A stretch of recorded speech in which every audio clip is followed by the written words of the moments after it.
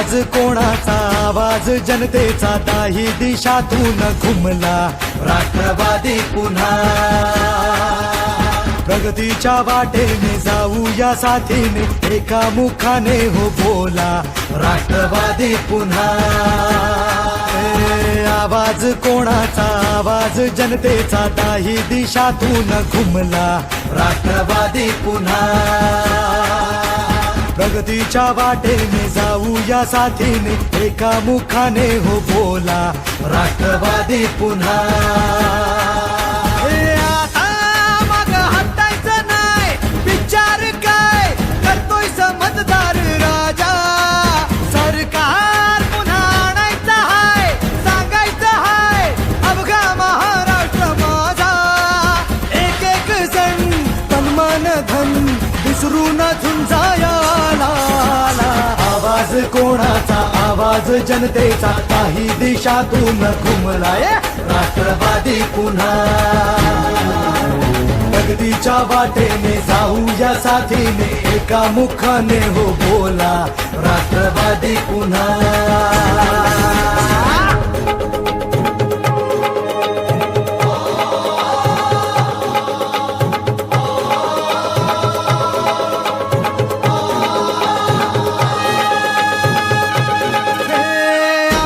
पसरुनी उंच झेप घेतली भरभराट आणली व्यसनवी गाठली शिक्षणास रुजवुनी उद्योगास फुलवुनी कष्टाने घामाने पाय वाट शिंपली आता ध्येय गाठायचं हाय थांबायचं नाही अर्ध्यात मतदार राजा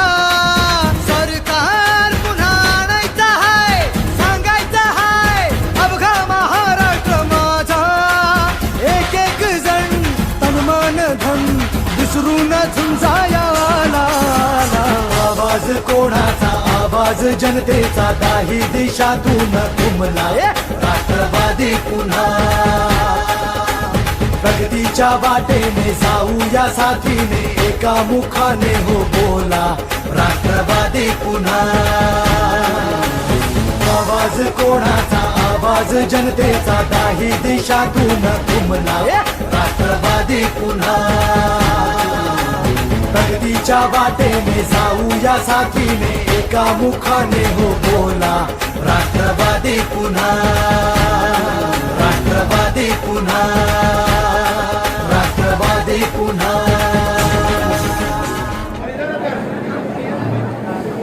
अस्सलाम वालेकुम रहमतुल्लाहि व बरकातहू।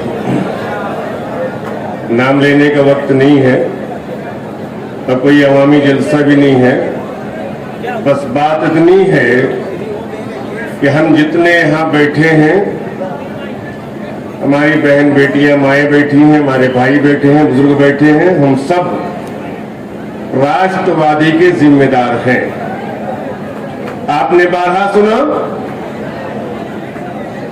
और हमें अपनी जिम्मेदारी हमेशा हमेशा के लिए ये सोचकर, ये समझकर कि राष्ट्रवादी के अलावा कोई दूसरा मालेगांव नहीं बल्कि पूरे महाराष्ट्र में नहीं होना चाहिए।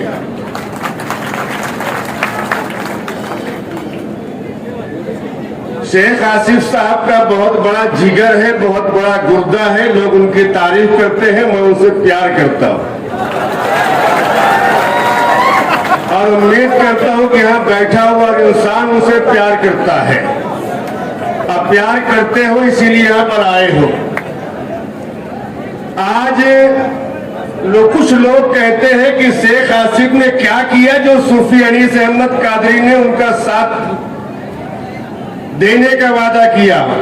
मैंने कहा प्यारे, तुमने अपना मकान बनाया इस शहर मालेगांव में, उसने अपना घर नहीं बल्कि मालेगांव को उर्दू घर दे दिया है। तुमने अपने बिल्डिंग में आलीशान सीढ़ियां बनाया, उसने सीढ़ियां नहीं बल्कि एक ख्वाजा गरीब नवाज के नाम का ब्रिज दे दिया। तुमने किसी भी रिपोर्टर, प्रेस रिपोर्टर के लिए बैठने को जगह नहीं बनाया, और शहर मालेगांव में प्रेस घर दे दिया है, मीडिया घर दे दिया है। अब भी पूछो क्या दिया? ओ शेख हसीब सारी जनता को अपना प्यार दे दिया है। आज 4 महीना 2 दिन हो गया मालेगांव में राष्ट्रवादी का सदर बने हुए शेख आसिफ को मैं मुबारकबाद देता हूं। शेख आसिफ साहब को तुमने हमारा नहीं बल्कि मालेगांव के 80% लोग का दिल जीत लिया। शेख आसिफ साहब तुम आगे बढ़ते रहेंगे, हम तुम्हारे साथ चलते रहेंगे, मैंने पहले भी कहा। और सुन लो, 25 और 40 और 50 सीट की बात मत करो। ऐ नौजवानों, ऐ राष्ट्रवादी के जिम्मेदारों, अपनी नींद को कुर्बान करो और अभी से रात दिन अपने इलाके में, अपने शहर में घूम घूम कर राष्ट्रवादी काम करना शुरू कर दो। 50 और 40 सीट क्या है? अल्लाह फरमाता है तुम्हारा जैसा गुमान वैसा मेरा फैसला। ज्यादा से ज्यादा और अच्छा गुमान करो और ये सोच लो पूरी के पूरी सीट मेयर के इलेक्शन में, म्युनिसिपल कॉर्पोरेशन में हमारी होगी, क्योंकि आज हमारे साथ मुस्लिम, हिंदू, सिख, ईसाई, बुद्धिस्ट, जैन, वंचित सब हमारे साथ में है और इंशाअल्लाह हमारे साथ में रहेंगे। मगर तुम, मेरे पास टाइम नहीं है, जिम्मेदार आ चुके हैं, मैं बताता कि मुझे ललकारो मत। हमने आज तक किसी पार्टी का जिम्मेदारी नहीं लिया, अब राष्ट्रवादी में हम आ चुके हैं। ललकारो मत। किसी ने कहा शेख आसिफ जब रिंग में आ जाए तो लोग उसको घेर लेंगे और होंगे जो रिंग के अंदर रहते होंगे। शेख आसिफ तो शेरे बबर है, रिंग में क्या वो खुले मैदान में चलेगा और किसकी मां ने दूध नहीं पिलाया है यह खुदा को देख लेंगे। चैलेंज करता हूं मैं, कोई लफाजी नहीं करता। शेख आसिफ रिंग में क्या खुले मैदान में चलेगा और किसी के मां ने दूध नहीं पिलाया है। शेख आसिफ को भी उठा के देख लेंगे।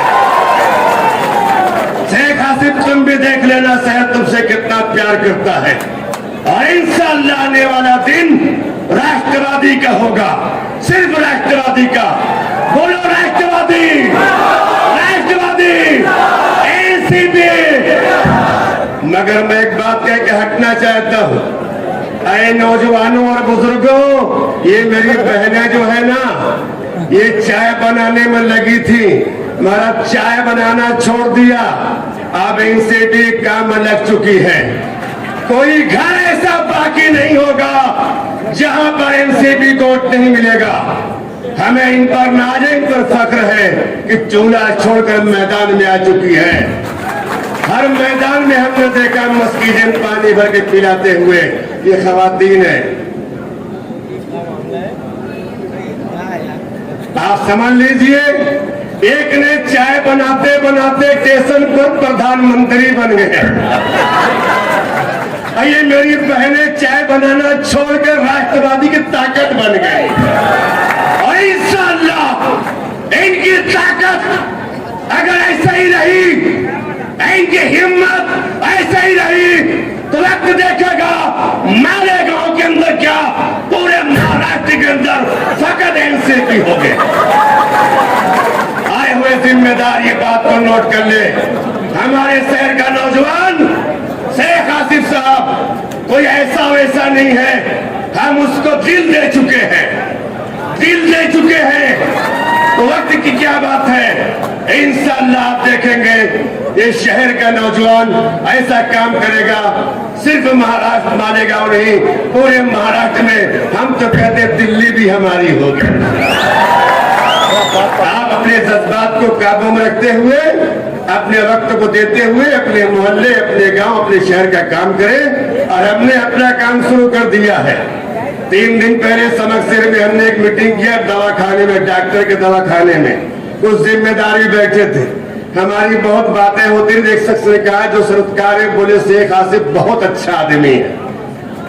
मगर हम दूर रहते हैं। हमका क्या अच्छाई देखा? बोले पहली अच्छाई ये देखा कि शेख आसिफ साहब नमाज को नहीं छोड़ते हैं।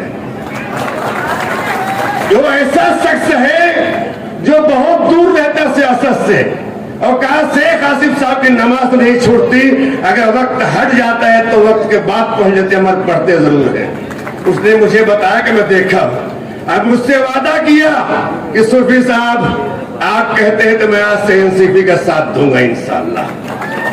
मैं आपसे गुजारिश करता हूं कि आप यहां पर आए, राष्ट्रवादी के जो बर्दाश्त है, जो कानून है, उस पर अमल करते हुए हमारे शहर मालेगांव में ऐसा काम करें कि म्युनिसिपल नगर पालिका हमारी है, हमारी हो जाए, हमारी ही रहे, किसी और का झंडा लहराना न पाए। मैं आपसे अपील करता हूं, एक बार मुझे इन मेहमानों के सामने यहां से वहां तक हाथ उठाकर बताओ क्या शेख आसिफ पसंद है कि नहीं, पसंद है कि नहीं? शेख आसिफ साहब देख लो, आपका बच्चा बच्चा बूढ़ा जवान, मेरी माँ बहन बेटियां सब चाहती हैं, और मैं आपसे इश्क करता हूं अल्हम्दुलिल्लाह। एक बार नारा लगाओ, राष्ट्रवादी कांग्रेस जिंदाबाद, जिंदाबाद, जिंदाबाद। जोर से क्या खागे नहीं है? राष्ट्रवादी, राष्ट्रवादी, राष्ट्रवादी, शरद पवार, हमारे शेख आसिफ, जयंत पाटिल, बाबा भुजबल। बस शुक्रिया। अस्सलाम वालेकुम व रहमतुल्लाह व बरकातहू। वक्त आएगा फिर ललकारेंगे और मुकाबला भी करेंगे, टाइम कम है। शेख आसिफ साहब आपको बहुत बहुत मुबारकबाद कि आपने अपने प्यार से सबको जमा किया। फिर दोबारा मुबारकबाद। अस्सलाम वालेकुम। शुरुआत कहां से करूं, यह सवाल मेरे मन में आया जब मैं यहां पर आया, क्योंकि हमने महाराष्ट्र में 150 विधानसभा घूमकर यहां पर आए हैं, और पहली बार ऐसा लगा हम लोग आढ़ावा लेने आए हैं या देने आए हैं। क्योंकि यहां का संगठन देखकर, यहां का लोगों का प्यार देखकर ऐसा लगता है कि यहां पर आढ़ावा लेने की जरूरत नहीं। यहां पर 2024 इलेक्शन के बाद जो माहौल रहेगा वो आज से शुरू हो गया है, ये हमें समझ में आ गया। क्योंकि कामयाबी उनको मिलती है। मैं पहले ये बताता हूं कि यहां आने से पहले मैंने सुना कि यहां पर बहुत शायर है, तो मैंने सोचा मैं भी ट्राई करूं। तो कामयाबी उन्हीं को, कामयाब वही होते हैं जिनके पास मंजिलें होती हैं।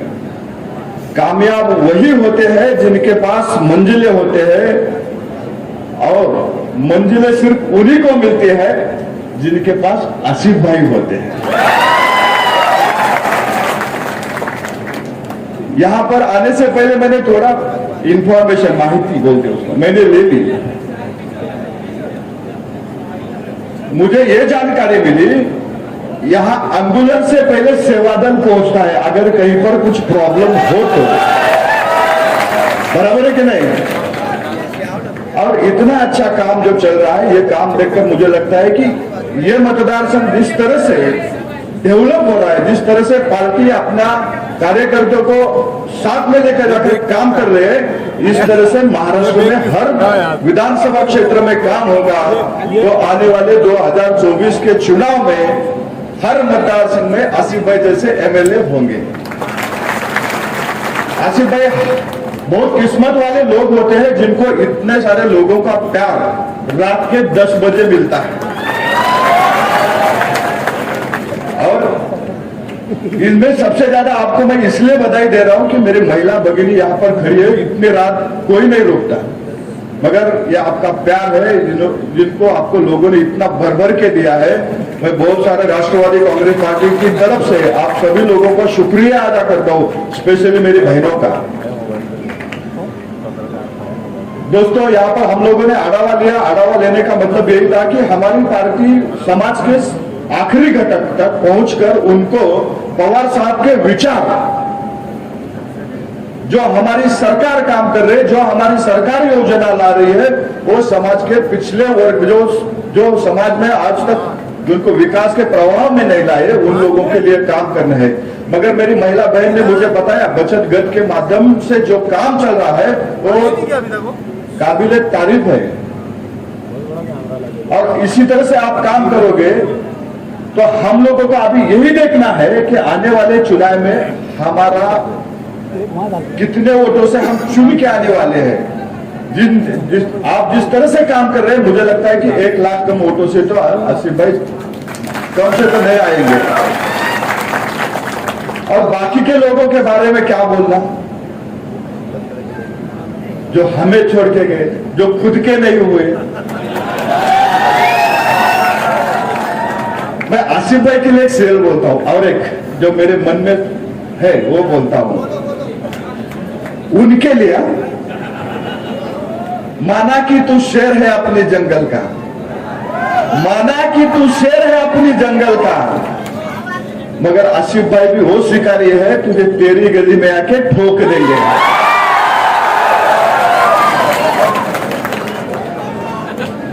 अभी हमें खाली माहौल नहीं बनाने का, और अंदर राज करो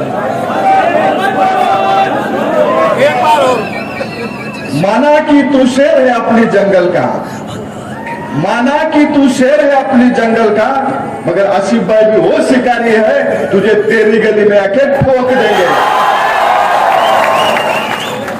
अभी माहौल बना है, जिम्मेदारी भी है, और इस जिम्मेदारी के साथ संगठन में काम करने वाले लोगों को मेरी विनती है कि आप लोग जिस तरह से काम कर रहे हो इस काम को और बढ़ाओ। हेलो सुनो ना। और जो एमआईएम में गए हैं, एमआईएम के बारे में मैं 2 लफ्ज बोलना चाहूंगा। हर कोई बोलता है कि एमआईएम और आरएसएस एक सिक्के की 2 बाजू है। हमेशा ये लोगों को मतलब समझ में भी आ गया कि ये 2 बाजू है। देखो 3 वर्ड है, MIM, RSS। उन दोनों का मतलब यही है कि समाज में द्वेष फैलाना, भाई भाईचारा बिगड़ाना, यही उनका काम है। जब भी इलेक्शन आता है तभी ये लोग एक्टिव होते हैं। जब इलेक्शन खत्म होता है ना इनकी लोगों की फिक्र होती है ना समाज की फिक्र होती है। अभी मैं पूछता हूं, जब इलेक्शन था तो ओवैसी साहब यहां पर आके भाषण करके गए थे, उसके बाद कभी आए हैं? तो ये लोग समझ लो कि अभी जब भी इलेक्शन होगा तभी वो इधर आएंगे और आपको बोलेंगे कि कौम के लिए करना है, उसके लिए करना है। मैं बोलता हूं, अगर महाराष्ट्र में हो, देश में हो, हमारे मुस्लिम भाइयों के लिए किसी ने अगर कुछ किया होगा तो आदरणीय पवार साहब ने इस महाराष्ट्र में किया है। हमेशा लोग बोलते हैं, हम जब भी महाराष्ट्र में समाज में घूमते हैं तो मेरे कुछ दोस्त बोलते हैं तुम्हारी पार्टी मुस्लिम लोगों को वोट ये करते हैं, मगर पवार साहब एक ऐसे नेता है जो छत्रपति शाहू महाराज के बाद महाराष्ट्र में एक ऐसे नेता है, समाज के हर घटक को समान न्याय देने का काम उन्होंने किया है और आने वाले समय भी यही होगा। हम लोगों को हमारे नेता के सामने खड़े रहने चाहिए। आज अगर मंत्रिमंडल में देखोगे हमारे हसन मुशर्रफ साहब है, नवाब भाई है, नवाब भाई के साथ मैं काम करता हूं। मैं पार्टी का प्रवक्ता भी हूं, मीडिया प्रमुख भी हूं और युवक का कार्याध्यक्ष भी हूं। मैं नवाब भाई के साथ आज से नहीं 10 सालों से काम करता हूं, मगर मुझे उनमें और मुझमें ऐसा कभी न लगा कि वो मुस्लिम है और मैं हिंदू हूं। मुझे हमेशा ये लगा कि ये मेरा नेता है, ये मेरे मार्गदर्शक है। अगर मुझे कहीं चैनल पे जाना होता है तो मैं उनसे ही सलाह लेता हूं। हमारे पार्टी में कभी भेदभाव नहीं होता। हमारे पार्टी में बात होती है डेवलपमेंट की, हमारे पार्टी में बात होती है विकास की, हमारे पार्टी में बात होता है जो पिछड़ा है उसको आगे लाने की। हमारे पार्टी में यह बात नहीं होती है वो हिंदू है ये मुस्लिम है, हमारे पार्टी में बात होती है खाली डेवलपमेंट की। और आने वाले समय में भी यही हमें करना है कि यह मालेगांव महानगर पालिका में डेवलपमेंट की बात होनी चाहिए। पवार साहब के विचारों के नगर सेवक यहाँ पर चुन के आने चाहिए जो बात करेंगे खाली डेवलपमेंट की, ना कौम की, ना अपने किसी बाकी मेहमानों की, बात करेंगे खाली डेवलपमेंट की। और मुझे विश्वास है कि आप लोग उनके साथ आशीर्वाद के रूप में, जो मत के आशीर्वाद के रूप में खड़े रहोगे और मालेगांव महानगर पालिका में राष्ट्रवादी कांग्रेस पार्टी का झंडा लहराओगे। हाँ, विश्वास के साथ मैं यहां से चला जाता हूं और मैं फिर आऊंगा।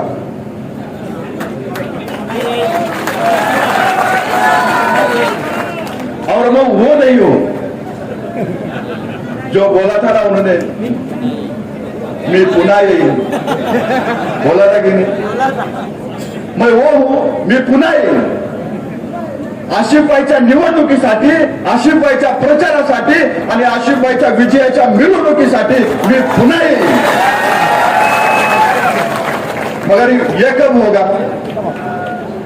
जब हम लोग साथ में, सब साथ में खड़े होके हमारे पार्टी के विचार समाज के सब लोगों के पास लेकर जाने के बाद ही होगा। इसलिए मैं सबको गुजारिश करता हूं, सबको विनती करता हूं कि आने वाले समय में हर जिन जिन को जिम्मेदारी मिली है, जिन जिन को ये जवाबदारी ली है, जो उन लोगों को मैं रिक्वेस्ट करता हूं कि आज जिस तरह से आप लोग काम कर रहे हो, मैं या अब महाराष्ट्र में आगे जाने वाले विधानसभा में आपका उदाहरण हमेशा रहेगा। मैं सेवा दल का उदाहरण दूंगा, क्योंकि मैंने दीपक मानकर साहब के राज्य की कार्यकारिणी इतनी नहीं होगी जितनी यहाँ की सेवा दल की कार्यकारिणी है। और इतना अच्छा काम कहीं पर नहीं होगा जहां यहाँ पर है। सेवा दल का मतलब होता है सेवा देने का, और जिस तरह से एम्बुलेंस लोगों को सेवा देती है, ये लोग उसी तरह के काम करते हैं। जो मेरा विद्यार्थी होगा, युवक होगा, महिला होगी, मेरे युवती होगी, सबको निवेदन है कि इस तरह से संगठन बढ़ा के अपने पार्टी का नाम आगे लेके जाने का है। आसिफ भाई को विधानसभा में आमदार बनाने का कि नहीं? और दूसरी बात, 2014 के बाद तो हम ही सत्ता में आने वाले, ये कॉन्फिडेंस नहीं, ये आप लोगों का प्यार है, ये आप लोगों का विश्वास है। आमिर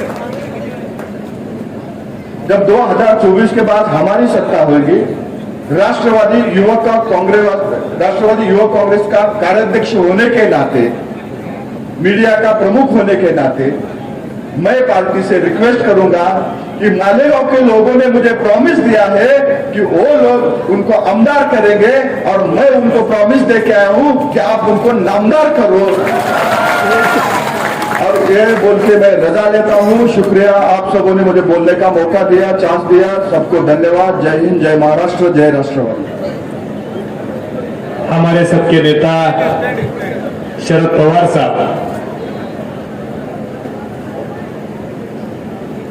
के पार्टी के सभी कार्यकर्ता को मिलना चाहिए, उनसे रूबरू होना चाहिए। इसलिए हमारे पार्टी के प्रदेश अध्यक्ष जयंत पाटिल साहब ने राष्ट्रवादी परिवार संवाद यात्रा की शुरुआत की। ये परिवार संवाद यात्रा गढ़चिरौली के अहेरी मतदार संघ से आज मालेगांव मतदार संघ में यहां पर आई है, और मालेगांव में जिस प्यार मोहब्बत से मालेगांव में हमारे इस यात्रा का इस्तकबाल आपने किया, आसिफ भाई और उनके पूरे टीम ने किया, तो मेरे ये साथी और मैं ये इस्तकबाल कभी भूल नहीं सकते।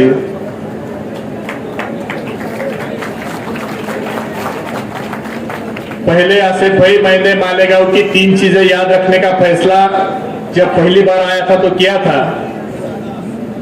यादगार का पान, जावेद मिलन की चाय, शाही आली शान का खाना, और अब अब्दुल वाहिद अंसारी का गाना। ये 4 चीजें मालेगांव की मुझे हमेशा याद रहेगी। और आज मैं मेरे साथियों को भी ये 4 चीजें, एक चीज तो सुनील गवाने जी हो गई है, बाकी 3 चीजों के लिए मैं आपको साथ में लेकर जाऊंगा, क्योंकि आसिफ भाई का ऑफिस मालेगांव में मगरिब से तो फजर तक चालू रहता है और आसिफ भाई मगरिब से फजर तक लोगों के कामों में रहते हैं। आज इस प्रोग्राम में हमारे महिला की अध्यक्षा रूपाली ताई है, हमारे युवती की अध्यक्षा सक्षणा ताई है, हमारे विद्यार्थी के अध्यक्ष सुनील गवाने हैं, मेरे कार्याध्यक्ष सूरज चौहान है, पुरुषोत्तम कंडलक है, गुगे है, आसिफ भाई है और यहाँ पर मौजूद सभी बुजुर्ग, सभी नेता, मेरे नौजवान भाई, मेरी बहनें, सबको अस्सलाम वालेकुम। मालेगांव में मुझे यकीन है मैं 15 अगस्त को भी आकर गया था। 15 अगस्त को ही मैंने आपका जुनून देखा और आज फिर से बहुत जल्द ही आपसे रूबरू होने का मौका मिला।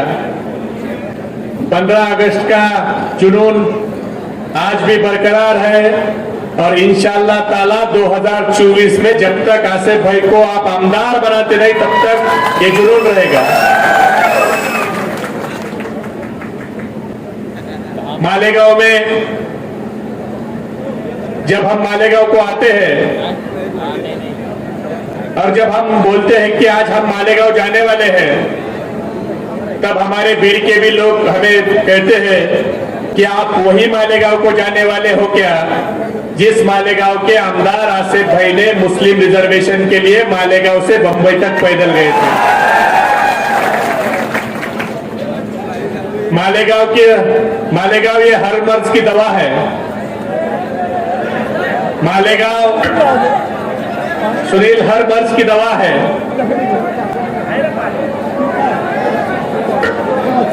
टाइम है विजयन पाटिल साहब को आने के लिए। आने के बाद मैं खुद जब खामोश हो जाऊंगा जब समझ लेना जयंत पाटिल साहब आ गए। मालेगांव हर मर्ज की दवा है, क्योंकि जब यहाँ पर इस देश में, इस दुनिया में ऐसी बीमारी आई थी, ऐसे बीमारी ने कहर ढाया था, उस बीमारी का नाम कोरोना था। उस कोरोना को काबू में सब में पहले अगर किसने किया तो हमारे मालेगांव वालों ने किया। तो जो मालेगांव वाले दुनिया की सब में बड़ी बीमारी कोरोना को काबू में कर सकते हैं, वो मालेगांव वाले हैदराबाद की बीमारी को भी काबू में बहुत जल्द करेंगे। क्योंकि आपसे गलती हो गई। हैदराबाद वाले आए, क्या बोले थे, मैं हर 2 महीने में आऊंगा। आपको लगा सही में चाहने वाले हैं। हैदराबाद के बिरयानी के चक्कर में तुमने मालेगांव का शाही खाना छोड़ दिया और हैदराबाद के बिरयानी के चक्कर में गए।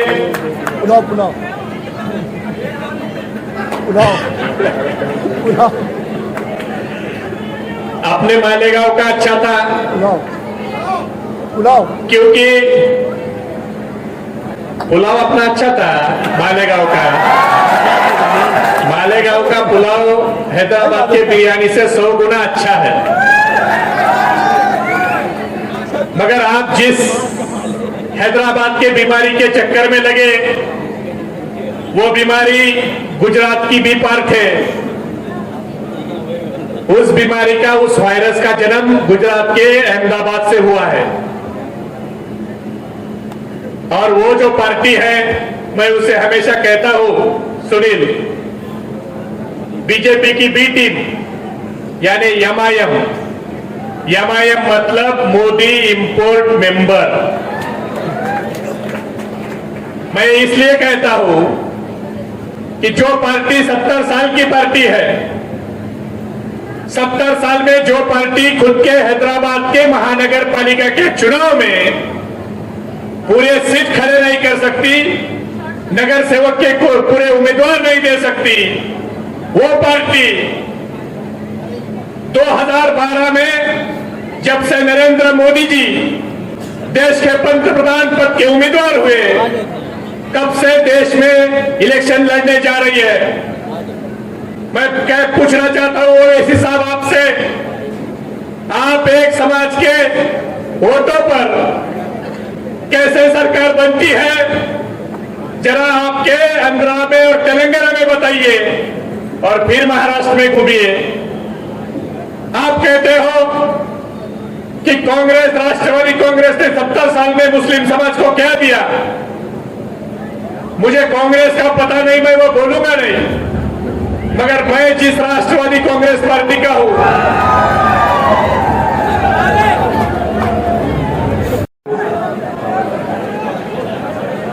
एकदम बोलता है और जुनून उनके में आता है, इतनी ताकत पवार साहब के गाने में आए क्या साहब? नहीं ना, लगे रहो। तुम गाना लगाते फिर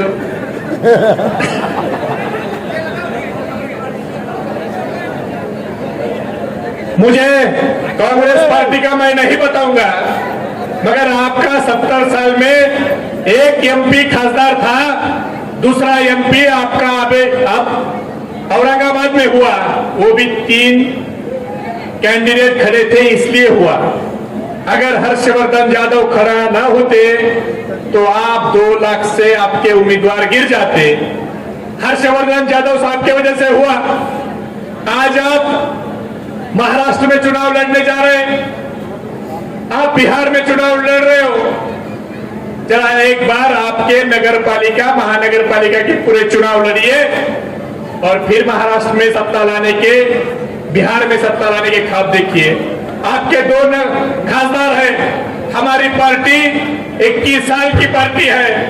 इस 21 साल में हमारे नेता पवार साहब ने तारिक अनवर साहब जैसे अल्पसंख्यक समाज के कार्यकर्ता को राज्यसभा पर खासदार बनाकर केंद्रीय कृषि राज्य मंत्री बनाया। माजिद मेमन साहब को राज्यसभा पर खासदार बनाया। फौजिया खान मैडम को राज्यसभा का खासदार बनाया। मोहम्मद अब्दुल साहब को खासदार बनाया। यानी 21 सालों में 4 खासदार राष्ट्रवादी कांग्रेस पार्टी ने बनाए। बाबा जानी दुरानी साहब को आमदार बनाया। ख्वाजा बेग साहब को आमदार बनाया। नवाब मलिक साहब को मंत्री बनाया। हसन मुशर्रफ साहब को मंत्री बनाया। आज मेरे जैसा कार्यकर्ता जिसके घर में कभी ग्राम पंचायत का सदस्य नहीं, वो राष्ट्रवादी कांग्रेस का महाराष्ट्र का अध्यक्ष बोल के आपके सामने खड़ा है। ये हमारे पवार साहब ने किया। महामंडल को कितने अध्यक्ष दिए? नसीम सिद्दीकी हो गए, हमारे नसीम सिद्दीकी साहब हो गए, हमारे कमाल फारूकी साहब हो गए। ऐसे कितने लोग मैं आपको गिना सकता हूं। मगर ये जो पार्टी है हैदराबाद की पार्टी, ये पार्टी सिर्फ हिंदू और मुस्लिम भाइयों में झगड़ा लगाने का काम कर रही है। अस्सलाम वालेकुम, बिस्मिल्लाहिर्रहमानिर्रहीम। आली जनाब राष्ट्रवादी पार्टी के सदर आसिफ साहब और एनसीपी राष्ट्रवादी के तमाम पदाधिकारी और मेरी माँ और बहनें जो सामने बैठे हुए हैं, मैं कोई मुकर्रिर नहीं हूँ, मगर ये कोई आम जलसा नहीं है। ये हमारी राष्ट्रवादी का एक परिवार है और इस परिवार को हमें कैसे आगे लेकर जाना है। आगे आने वाले वक्तों में हमें अपने एनसीपी की बुलंदी को कैसे बढ़ाना। असल में जब हम राष्ट्रवादी पार्टी के अंदर आए और आने के बाद हमारे साथ में मालेगांव शहर के एक से एमएलए आसिफ शेख रशीद साहब जुटे, तो हमें इन्होंने सिखाया कि सामने वाले की नकीर कितनी बड़ी है हमें ये नहीं देखना है, बल्कि हमारी नकीर उससे बड़ी कैसे हो, हमें इस बात के ऊपर तवज्जो देना है और हमारे लोगों को, हमारे साथ काम करने वालों को, राष्ट्रवादी के तमाम ही जिम्मेदारों को इतना मजबूत बनाना है कि वार्ड में, गली में, मोहल्ले में, चाहे जैसी जगह हो, राष्ट्रवादी का एक छोटा सिपाही हर काम को करे। मालेगांव शहर के अंदर बहुत सारी जगह ऐसा होता है कि बहुत सारे लोग दवा खाना जाते हैं, लाखों रुपया वहां खर्च होता है, मगर एनसीपी ऑफिस के ऊपर से हम लोगों ने जो इंतजाम कराए हैं, उस इंतजाम को हम आवाम तक जो पहुंचाए, उसके लिए हमें हमारे लोगों की जरूरत है। हमें एनसीपी के वो सिपाही की जरूरत है जो आवाम से मोहब्बत रखता हो, आवाम से हमदर्दी रखता हो, आवाम के जरिए रहता हो, आवाम का काम करता हो। हम लोग अगर सही तरीके से मालेगांव शहर के अंदर छोटे से छोटा काम आवाम का करेंगे तो मालेगांव शहर के अंदर एनसीपी को बुलंदी अल्लाह अपने आप दे देगा। हम लोग बहुत ज्यादा बड़ी बातें नहीं करते, लेकिन हम बड़ा काम करने की पूरी कोशिश करते हैं। मेरा मानना ऐसा है कि मालेगांव शहर के अंदर सरकारी दरबारी जगह बहुत ज्यादा हल्कानी और परेशानी होती है। हम लोग मिलकर कोशिश ये करें कि कितना भी बड़ा अधिकारी हो, मगर जहां सच की बात आए वहां पे एनसीपी का आदमी खड़ा होकर मजबूती से उनसे लड़े और आवाम की भलाई का हर काम करे। अगर हम लोग मालेगांव शहर की आवाम की भलाई के लिए छोटे से छोटे आदमी मिलकर राष्ट्रवादी पार्टी के जरिए अगर हम लोगों ने मुकाबला किया उन लोगों का, तो हमारी आवाम का, हमारे गांव के लोगों का भला होगा। हमारी माँ बहनें जो यहाँ बैठी है, जो पद अधिकारी है, मैं उनसे भी दरख्वास्त करता हूँ कि कहीं ऐसा होता है सिविल हॉस्पिटल हो, अली अकबर हो, चाहे वाडिया हॉस्पिटल हो, इस दवाखाने में हमारी माँ बहन दवाखाने में जाती है, उन्हें बहुत तकलीफी आती है, तो आप लोग उनकी मदद करें। अगर वहां आपको कोई तकलीफ आती है, आप अपना कार्ड बताएं, अगर उसके बाद भी बात ना बने तो आप किसी को भी फोन करो, हम लोग वहां पे बिल्कुल आएंगे।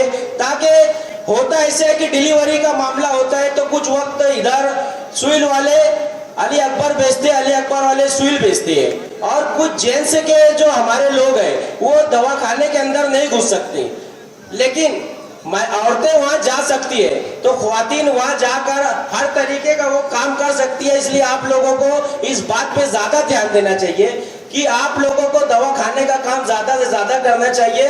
आपको एनसीपी के हर छोटे बड़े अधिकारियों का नंबर अपने पास रखो, जहां आप लोगों को जरूरत पड़े हम लोग आपके साथ हैं। यहाँ बैठे हुए मैं तमाम ही पद अधिकारियों से गुजारिश करता हूँ कि मालेगांव शहर में राष्ट्रवादी को बढ़ावा देने के लिए, राष्ट्रवादी को आगे लाने के लिए हम लोग काम कर रहे हैं, लेकिन साथ ही साथ हम लोग हमारी कौम और मिल्लत के लिए भी काम कर रहे हैं, हम लोग हमारे लोगों के लिए भी काम कर रहे हैं, हम लोग वंचित लोगों के लिए भी काम कर रहे हैं। हमें हर वक्त ऐसी जगह रहना है जहां पर हमारी जरूरत पड़े हम पहुंच जाए। वो रात को 2 बजे 1 बजे अगर किसी को हमारी जरूरत है तो अगर हम उस तक पहुंच जाते हैं तो आने वाला वक्त मालेगांव शहर के लिए भी बेहतर होगा। नहीं तो हम लोग हमेशा से लगे रहते हैं, लेकिन कुछ जगह ऐसा होता है कि डिपार्टमेंट के अंदर जाने के बाद लोग को परेशानी होती है। और मेरा ऐसा मानना है, आसिफ शेख रशीद साहब हर जगह आवाम के वास्ते नहीं जा सकते, लेकिन आज लोगों के अंदर यही होती है कि आसिफ साहब जाए। लेकिन मैं तमाम ही पदाधिकारियों को यह बात बताना चाहता हूँ कि आप लोग अपने अंदर इतनी ताकत भर लो कि आसिफ शेख रशीद आपके अंदर नजर आना चाहिए, आपके अंदर दिखना चाहिए। हर अधिकारी, हर सरकारी दरबारी आदमी, उसके अंदर आप लोगों की छाप दिखनी चाहिए। आपके कार्ड के अंदर इतनी ताकत है, इतनी सलाहियत है कि उनको मार्केटर नजर आना चाहिए। आप इतने अपने आप को बनाओ, और ऐसा करने के बाद ही आवाम की मदद कर सकते हैं। हम लोग अगर यहाँ बैठे हैं तो कहीं ना कहीं हमारे वास्ते अवामी जज्बा है, हम अवामी पवन है जिसके साथ हम लोग इस मैदान में आए। नहीं तो हमने बहुत सारे लोगों को देखा है वो अपने काम से काम रखते हैं, अपने खुद के लिए जीते हैं। जब इलेक्शन का वक्त आता है तो मालेगांव शहर के अंदर जज्बाती सियासत करके और अपने आप को आगे ले आते हैं। आने वाला वक्त भी ऐसा ही होने वाला है। मालेगांव शहर के अंदर अगर हम लोग आवाम से नहीं जुटे, आवाम के पास नहीं गए, आवाम को नहीं पता है कि मालेगांव शहर के अंदर काम करने वालों की तादाद है, भरपूर काम करेंगे।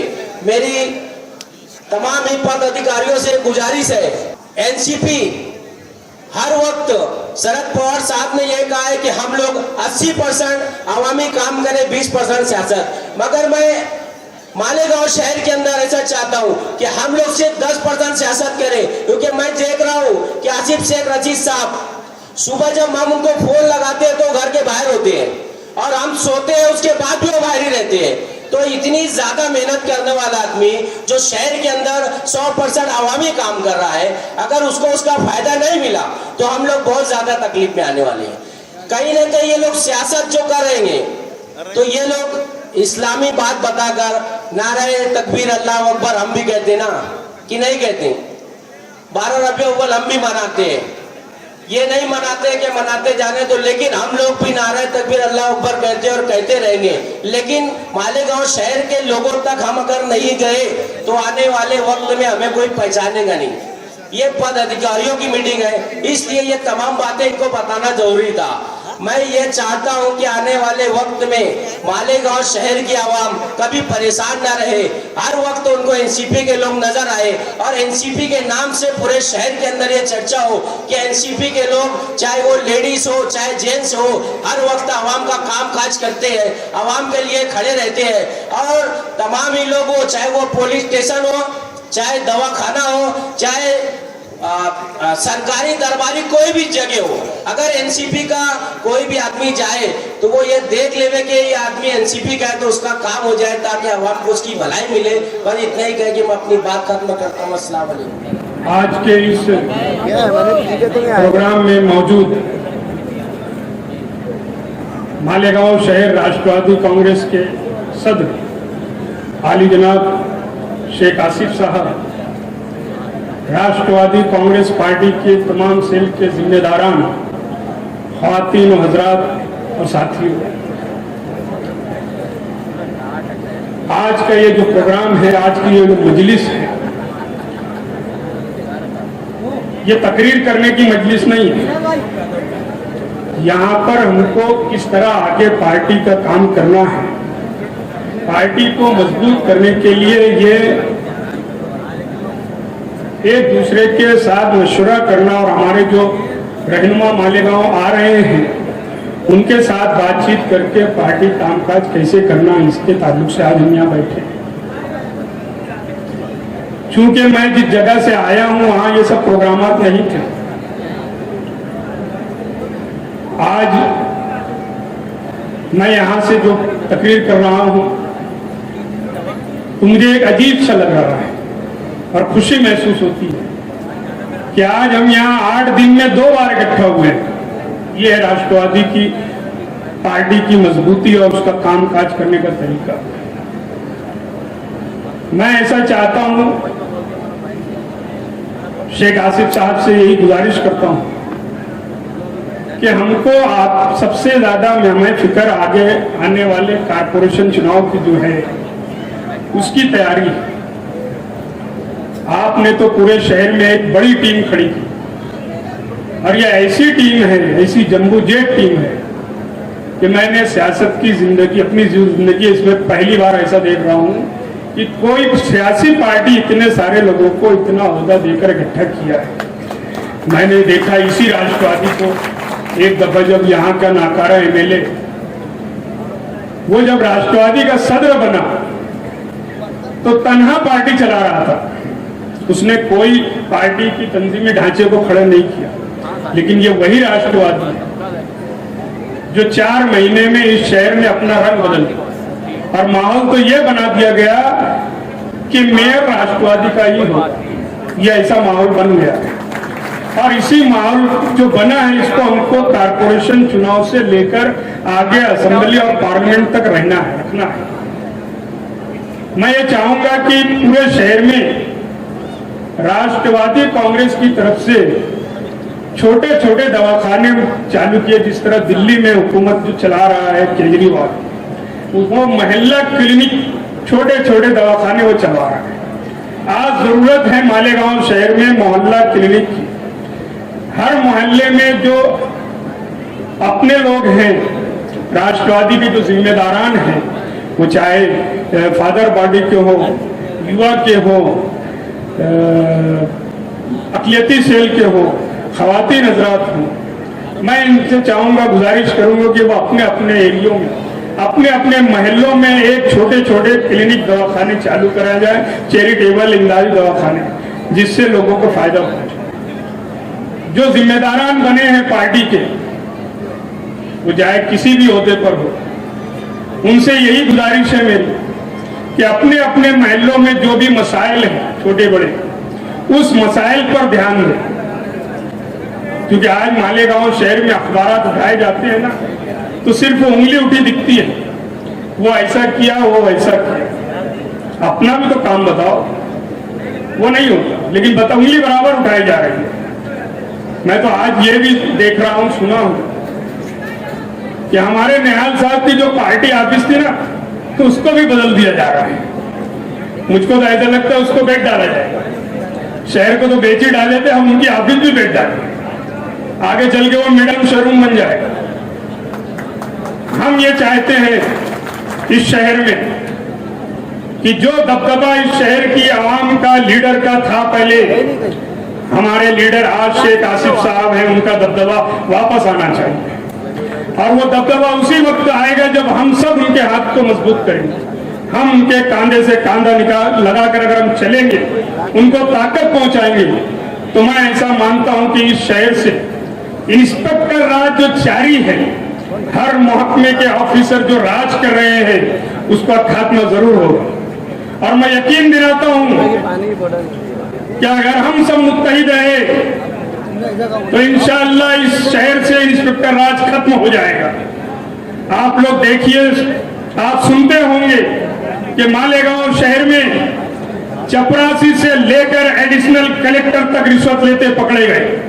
ये इस शहर का हाल हो गया है। कोई दबदबा, कोई असर रसूख, कोई लीडरशिप का वो नहीं रह गया। एमएलए के सामने लोगों को मार दिया जाता है। ये हाल है हमारे शहर में। क्या ये लीडरी करेंगे? एमएलएशिप का क्या फरायद अंजाम दे रहे हैं? आवाम की तकलीफ को कैसे ये दूर करेंगे? हम अगर मुत्तहिद रहे, आसिफ शेख साहब के हाथों को मजबूत किया, राष्ट्रवादी कांग्रेस पार्टी की ये शहर की पार्टी जो है, इसको हम अगर मजबूत के साथ चलते रहे, तो मैं ऐसा मानता हूँ इस शहर से इंस्पेक्टर राज खत्म होगा। और मैं तो वो मिजाज रखता हूँ कि कोई भी ऑफिसर हो, बहरहाल वो पब्लिक सर्वेंट है, वो इस बात को ख्याल रखें। पब्लिक राजा है, जनता राजा है, ऑफिसर राजा नहीं है, नौकर है। और नौकर को नौकर जैसा रहना है, इस बात को ख्याल रखें। इस शहर में जितना भी भ्रष्टाचार, अत्याचार, जुल्म ज्यादती की गई, गुंडागर्दी की गई, इसके खिलाफ इंशाअल्लाह हम उठेंगे। और उठेंगे नहीं, उठ चुके हैं, और बताएंगे उनको उनकी औकात। इस शहर में बुराई, गुंडागर्दी, नशा और चीज नहीं चली। मैं आखिर में आप तमाम लोगों से सिर्फ यही गुजारिश करूंगा, जिस तरह आज हम मुत्तहिद हैं, एक ताकत के साथ इकट्ठा हैं, हमें आने वाले कारपोरेशन चुनाव में भी इसी तरह एक साथ रहना है। हम अगर कारपोरेशन जीते तो हम यकीन और दावे से कहेंगे कि हमारा एमएलए रहेगा। खुदा पार्टी की मालेगांव जमीनी लेवल पर जो बॉडियां रजिस्टर की गई है, उसके बारे में कारगुजारी और मालूमात हासिल करेंगे। मैं समझता हूं कि इसकी तफसीली गुफ्तगू आने वाले मुकर्रिरीन आपके सामने रखेंगे। मैं तमाम तफसीलात बताने से कासिर हूं, पर मैं कुछ चुनिंदा बातें जो आपके सामने लेकर हाजिर हुआ हूं, उसका मकसद सिर्फ ये है कि कायम नस्ल नौ जनाब आसिफ शेख रशीद साहब की खिदमत को आप सभी के सामने उजागर किया जाए कि जनाब आसिफ शेख रशीद साहब इस कदर मालेगांव की सियासत में मकबूल तरीन लीडर क्यों है? लोगों के जीतने के बाद भी लोग वो ताकत, वो रुतबा हासिल नहीं कर पाए जो जनाब आसिफ शेख रशीद साहब ने हारने के बाद हासिल किया। आपने शुरू से ही, आपका पहला टर्म एमएलएशिप रहा, आपने उस वक्त मालेगांव के लिए काम किए। उसके बाद जब आपको शिकस्त का सामना करना पड़ा तब आपने अपना हौसला नहीं तोड़ा, बल्कि एक ऊंची उड़ान हासिल की और एक नई शुरुआत की, और जिसका नतीजा है कि मैं और आप यहाँ पर मौजूद हैं। अगर जनाब आसिफ शेख रशीद साहब ने वो नई शुरुआत नहीं की होती तो शायद हम भी यहाँ पर मौजूद नहीं होते, और मैं तो खास तौर से जाहिर से मौजूद ही नहीं होता। जनाब आसिफ शेख साहब दिन अव्वल से शहर के मसाइल के लिए जद्दोजहद और मेहनत कर रहे हैं। ये चीजें किसी को बताने या गिनाने की जरूरत नहीं है। यहाँ तक कि मालेगांव की अपोजिशन पार्टियां भी ये बातों को दिल के अंदर जानती है कि अगर इस कौम, इस शहर में कोई काम करने वाला लीडर है तो वो कायद नस्ल जनाब आसिफ शेख रशीद साहब है। और आज जब जनाब आसिफ शेख साहब एक नई पार्टी की शुरुआत करके एक ऐसी पार्टी में दाखिल हो गए हैं जो एक सेकुलर पार्टी है, जिसका मिजाज सेकुलर है, जिसके पास में एक मुसलमान के लिए भी उतनी जगह है जितनी एक हिंदू के लिए है, एक हिंदू के लिए भी जितनी जगह है जितनी एक दलित के लिए है, एक दलित भाई के लिए भी इतनी जगह है जितनी एक सिख भाई के लिए। कहने का मकसद ये है कि वो पार्टी है जिसके पास में हर कोई बराबर है, ये कोई फिरका परस्त पार्टी नहीं है। और मैं हाई कमान और आला लीडरान की क्या ही बात करूं, ये तो उन लोगों ही का मेहनत का नतीजा है कि हम रियासत महाराष्ट्र में बीजेपी हुकूमत से पा गए, और रियासत महाराष्ट्र में आज बीजेपी हुकूमत जो हुकूमत से बाहर खड़ी हुई और अपोजिशन पे बैठने पर मजबूर हुई है, शरद पवार जी की मेहनत का नतीजा है। राष्ट्रवादी कांग्रेस पार्टी में जनाब आसिफ शेख रशीद साहब ने शमूलियत इख्तियार की और तमाम ही तरीके से मालेगांव शहर में राष्ट्रवादी कांग्रेस पार्टी को मजबूत करने का काम किया। तमाम ही जिम्मेदारान को ओहदे दिए, नई बॉडियत वजूद में लाई, जमीनी सतह पर एक पार्टी का इंतजाम किया, और इसी के लिए आज ये कारगुजारी का प्रोग्राम है कि जिस तरह जनाब आसिफ शेख रशीद साहब ने हमारे नामों पर भरोसा किया था, आज हमें उस तरीके के उनके भरोसे को कायम रखना है और आगे पार्टी के लिए मेहनत और जद्दोजहद करना है। क्योंकि जिस तरीके से हमारे कायद हमारे नामों पर भरोसा कर रहे हैं, अगर हम उनके भरोसे पे खड़े नहीं उतर पाए तो मैं समझता हूं कि ये एक गद्दारी होगी।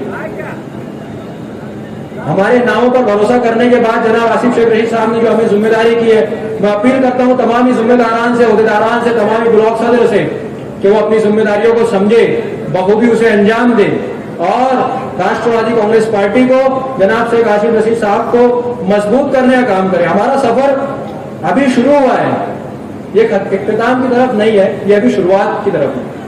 हमें कारपोरेशन में जनाब आसिफ शेख रशीद साहब को मजबूत करते हुए वापिस असेंबली में लेकर जाना है, क्योंकि शहर की खस्ता हालत से आप सभी वाकिफ हैं।